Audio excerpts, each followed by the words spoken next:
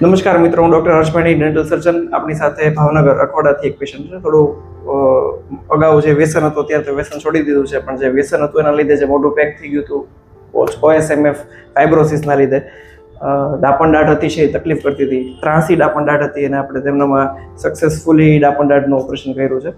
એમને પૂછીએ કે એ સાઈડ જે તકલીફ હતી અને કેવી પહેલાં તો તકલીફ હતી અને હવે કાઢ્યા પછી તેમને કેવું લાગે છે.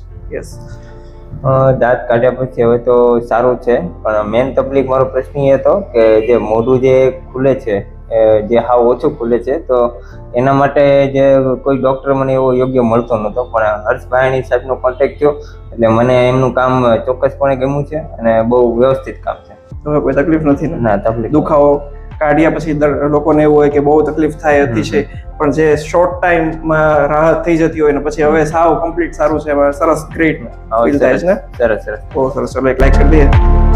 Thank you.